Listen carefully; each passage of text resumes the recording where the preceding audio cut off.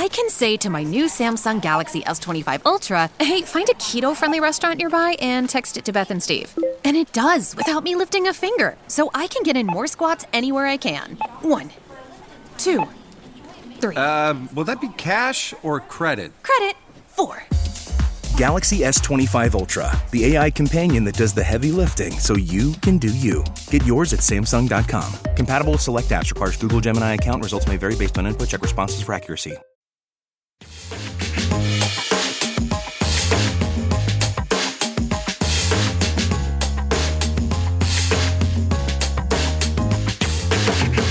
Hello and welcome back to Equity, TechCrunch's flagship podcast about the business of startups. Today is Friday, March 21st. I'm Kirsten Korosek, transportation editor at TechCrunch. I'm Max Zeff, a reporter with TechCrunch. And I'm Anthony Ha, the weekend editor at TechCrunch. And before we get to the main episode, Kirsten, I think you've been tracking some activity from Waymo at SFO, right?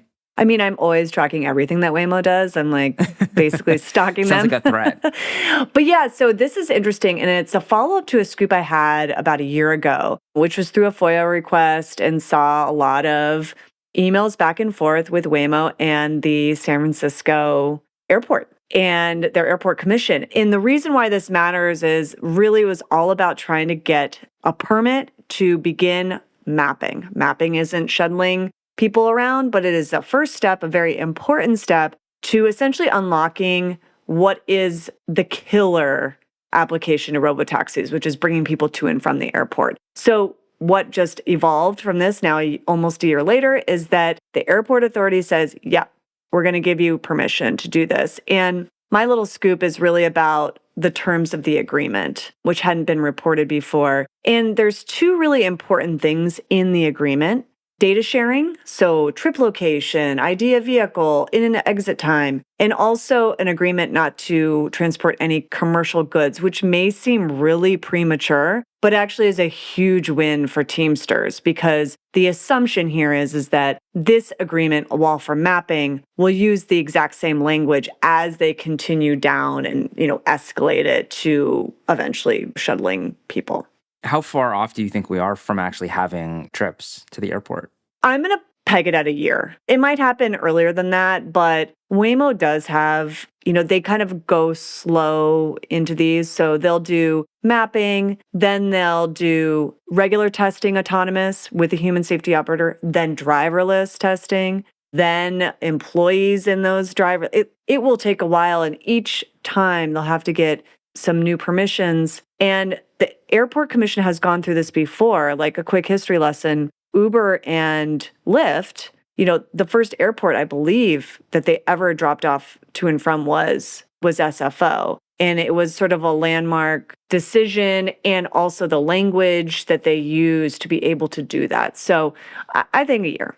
But we need to get to the show. On the show today, we have deals of the week from Klarna filing for an IPO and Google finally snagging Wiz in a blockbuster acquisition. And then we'll catch up on all things GTC and delve into the drama at Rippling. Well, I'm excited. IPO season is upon us. It's like I've been waiting for this forever. We had CoreWeave, and now Klarna files for a potentially blockbuster IPO. Anthony, did you dig into the numbers at all? And I'm wondering if you're excited about this or you think it's going to be like a flop.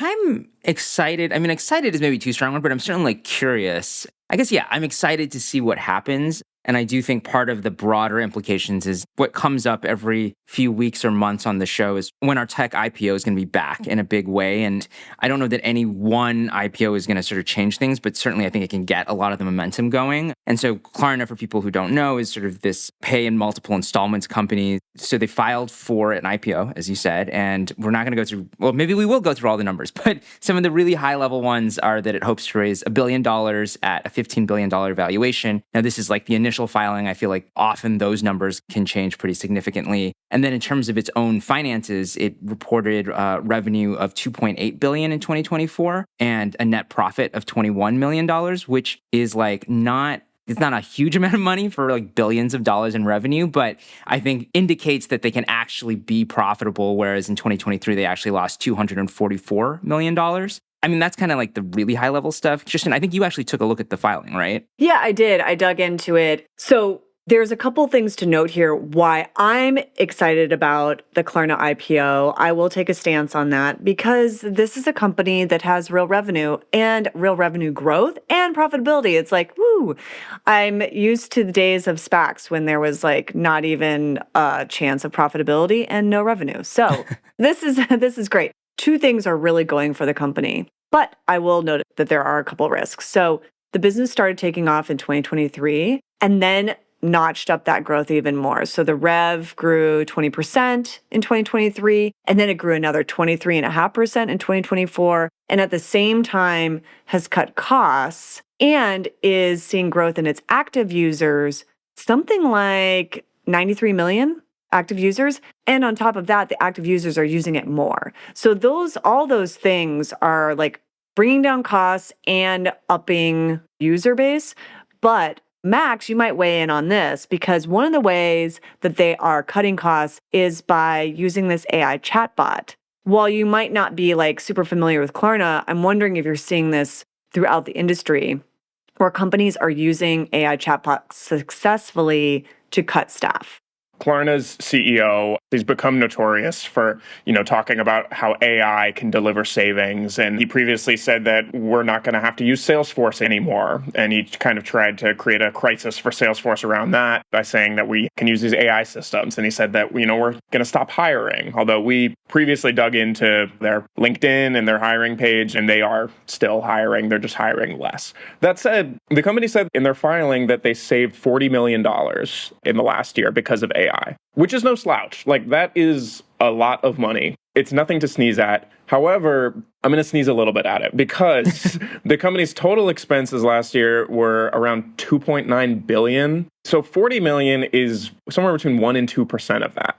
And of course, like, that is not nothing, but it's a lot less than you'd expect for a company that talks this much about how incredible AI is changing the company. I mean, they have a real business here, like you said, Kirsten, but it doesn't seem like AI is a real contributor to that yet. And it seemed like they were one that's leading the industry on AI savings, but it's just not that much. Yeah, and also I will say this, there is a risk factor to buy now, pay later. And if you read through their IPO, and anyone can logically go, this could be a risk, which is the success of their business is also predicated on them picking the right customers and not having bad debt. So if they make bad loans, essentially, it won't matter if they're saving money on the AI front.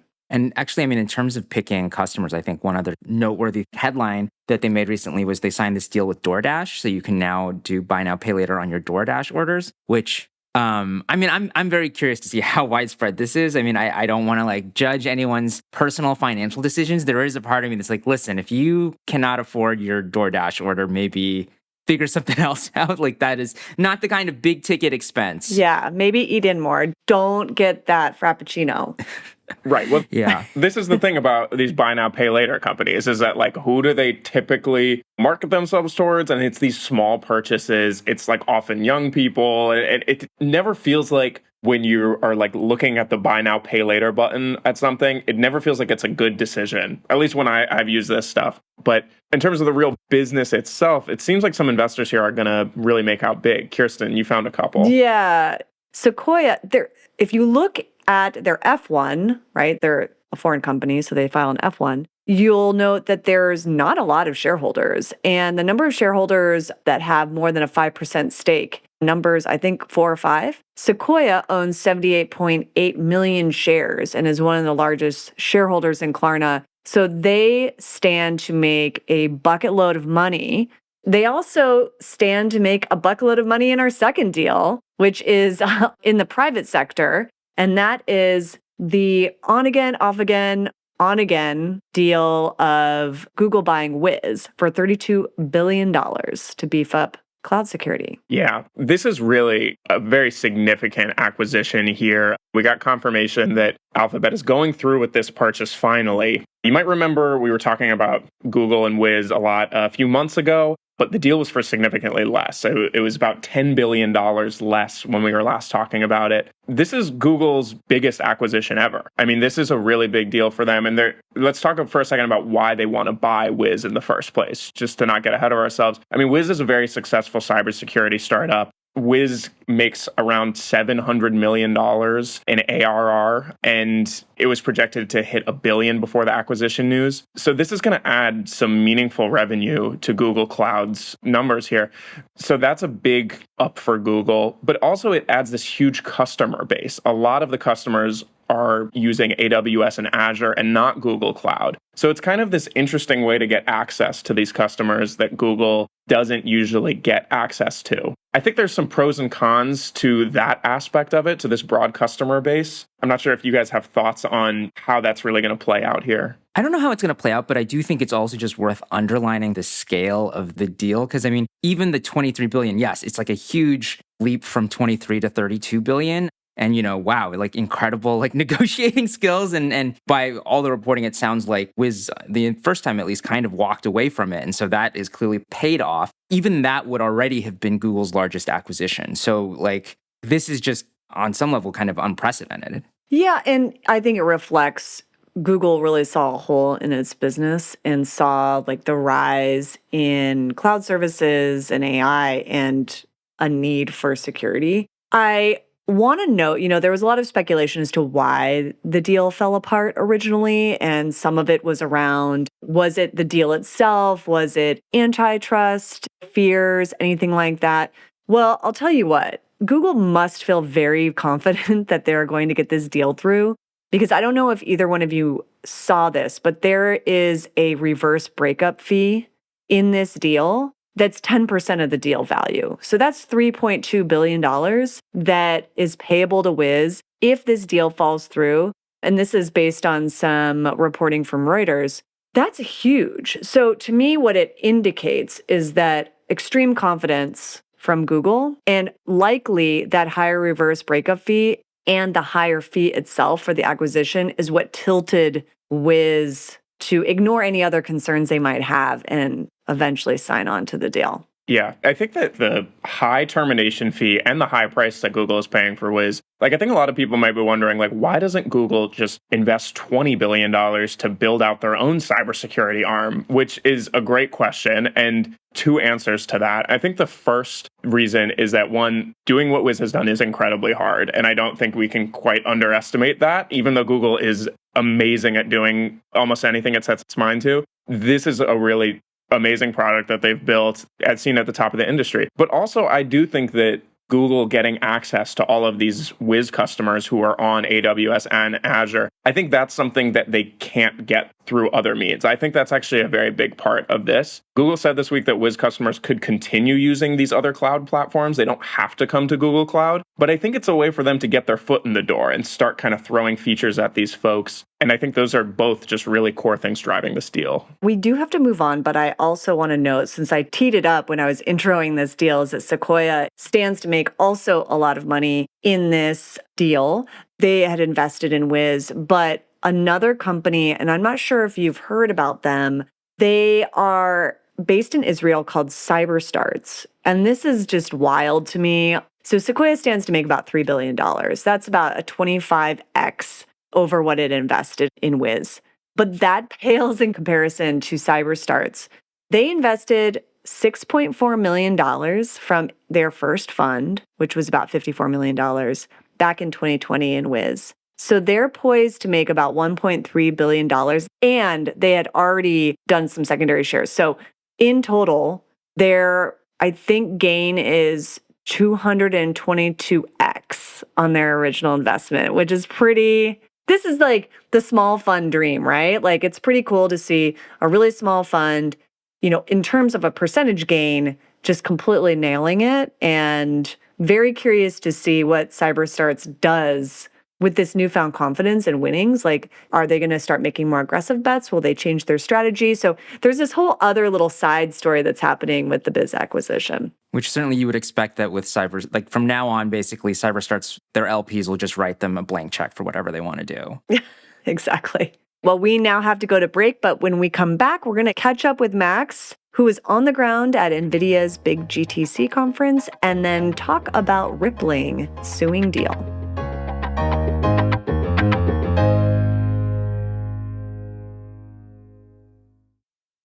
This episode is brought to you by Indeed. When your computer breaks, you don't wait for it to magically start working again. You fix the problem. So why wait to hire the people your company desperately needs? Use Indeed's sponsored jobs to hire top talent fast. And even better, you only pay for results. There's no need to wait. Speed up your hiring with a $75 sponsored job credit at Indeed.com/podcast. Terms and conditions apply. So we are just wrapping up a chock-full week of news at Nvidia GTC. I was on the ground there talking to businesses, talking to Nvidia executives, watching Jensen Huang give a keynote to a packed hockey arena.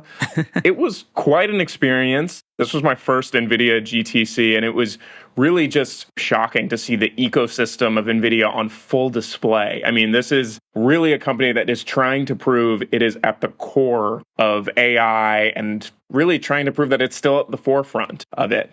From the outside looking in, Kirsten, what were you seeing?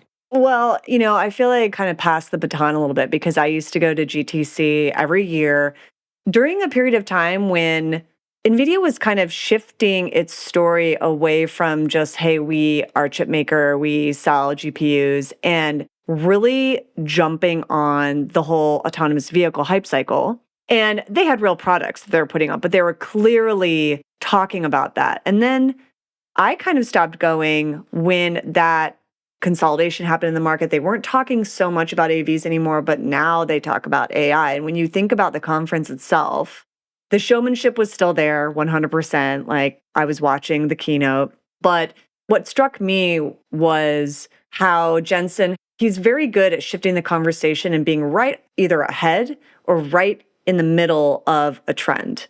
And that's hard to do. And also have products which take a long time to develop, ready to introduce. So to me, the big theme this year was physical AI. And there was a deal that they struck, or a kind of an expanded deal that they struck with GM that illustrated that. And this was like, hey, NVIDIA products are going to be used by GM for simulation, for their digital twinning to help their factories become more optimized, and in the car, so on the edge. And to me, that just illustrated this sort of physical AI theme that at least I saw from the outside. There were a lot of announcements. I mean, new AI chips that they announced a timeline for Blackwell. They announced Rubin. They announced a new chip called Feynman. They're announcing, these GM partnerships and this physical AI kind of transition. To me, I think I see the physical AI stuff as them trying to expand their AI chips into much larger markets more aggressively. Like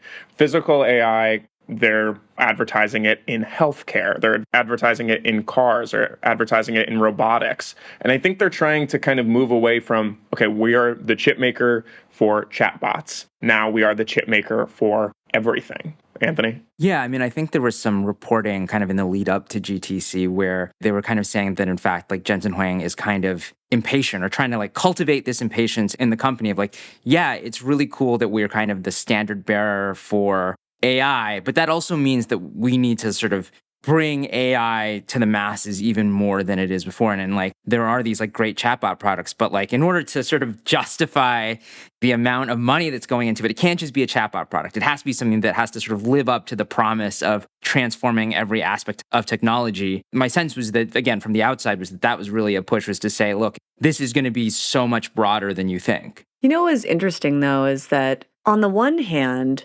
Jensen was really making a pitch about this physical world, like seeing things in real life. And that to me seemed like it would be compelling to investors. But the stock actually is down over the past 5 days. So now it's trading at about 118. It's flat right now over the past 5 days. But I thought for sure that it would see a big uptick. I don't know if either of you have insight in guessing why, like, either retail investors or large institutional investors just weren't responding to this. Is this like going over people's heads, or is it just way too much AI hype? And so when real things happen, it just doesn't resonate. Yeah. So, I mean, I think there's a couple of things going on here. I think it's good to take a step back here for a second and look at like, what does Nvidia do today? Like, they are the chip maker for the AI boom right now. And while they want to kind of venture into physical AI, I think they're having some problems with retaining that position at the top of the AI boom. There's been a lot of trouble with the rollout of Blackwell, which is their next generation AI chips that every AI company wants in their data centers to power training and power the running of their AI models. But they've struggled to do that. So cloud providers like AWS are actually undercutting NVIDIA, selling AI training and AI inference chips for significantly less. Basically, they're not as good. These chips from cloud providers are not as good as NVIDIA's, but they simply are available right now. So I think that's the thing that NVIDIA is working against right now. They're trying to kind of maintain their position at the top of AI while also selling this futuristic vision that's just not exactly clear that it's going to come true. The other thing that happens is that when you have a big event like this on the calendar, it's sort of already priced in that like, oh, they're going to make big announcements. The expectations are really high. So even when you have a big successful event like this with a bunch of announcements, if there wasn't necessarily a big headline that made investors say, oh, this changes things, this is really like fundamentally like reorienting the landscape, then there's like going to be a little bit of disappointment, I imagine. But I do think we have to move. The last one, I think, is maybe less about broader implications and more just kind of a crazy story. And that is Rippling suing Deel. And that's Deel spelled Deel.